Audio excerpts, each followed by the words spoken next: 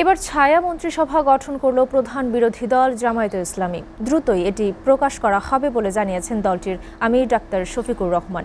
জাতীয় সংসদে বাজেট পরবর্তী মতবিনিময় সভায় বিরোধী দলীয় নেতা বলেন, তিস্তা মহাপরিকল্পনার বাস্তবায়ন চায় জামায়াত।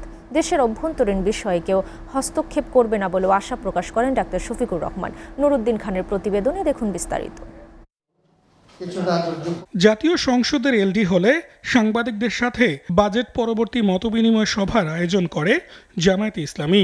এতে অংশ নেন বিরোধী দলীয় নেতা ডক্টর শফিকুর রহমান সহ দলটির শীর্ষ নেতারা।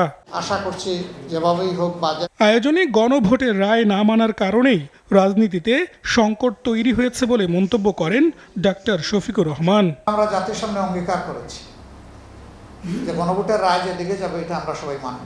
2 শপথ নিয়েছি যারা বিরোধী দলে আমরা আছি, আমাদের বিরোধী দলের একজন সদস্য বাদ যাননি, কিন্তু সবাইকে অবাক করে দিয়ে নিজেদের অবস্থান পরিবর্তন রাতারাতি করে সরকারি দল তারা একটা শপথ নিলেন, আরেকটা নিলেন না। বাজেট ইস্যুতেও কথা বলেন জামায়াতে আমির। বলেন, বড় বাজেট দিয়ে অপরাধ নয়, তবে চ্যালেঞ্জ বাস্তবায়নের সক্ষমতা ও দুর্নীতি। সংস্কার না আনা গেলে বাজেটের সুফল জনগণ পাবে না বলেও জানান তিনি। একটা জাতির ভীষণ থাকলে বড় বাজেট লাগবে। চ্যালেঞ্জটা কয়েক জায়গায়। একটা হলো বাজেট বাস্তবায়নের সক্ষমতা, এর চাইতে বড় হলো দুর্নীতি। এই 2 জায়গায় যদি বড় সংস্কার আনা না যায়, বাজেট হবে কিন্তু বাজেটের প্রকৃত সুফল জনগণ পাবে না। এই বাজেট থেকেই তো 28 লক্ষ কোটি টাকা 15.5 বছরের বিদেশে চলে গেছে।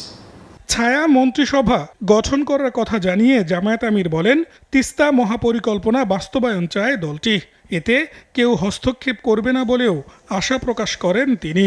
আমরা বিরোধী দলে থাকলেও তারা ছায়া মন্ত্রিসভা হিসেবে আমাদেরকে পরামর্শ দিয়ে সরকারের বিভিন্ন কাজ অবজার্ভ করে আমাদেরকে পরামর্শ দেন। আবার কোনো সময় যদি আমরা আল্লাহর ইচ্ছায় সরকারি দলেও যাই, তখন এটা বিলুপ্ত হবে না, তখন ওইটা থাকবে। আমরা সবাই চাই যে তিস্তা পরিকল্পনা বাস্তবায়ন হোক। এটার দ্বারা 2.5 কোটি মানুষ ক্ষতিগ্রস্ত। বৈষম্যহীন রাষ্ট্র গড়তে বিরোধী দলকে আস্থায় নিয়ে কাজ করার আহ্বানও জানান ডাক্তার শফিকুর রহমান। একা সরকারি দল করতে পারবে না, যদি তারা এটা ধারণা করেন ভুল করবে।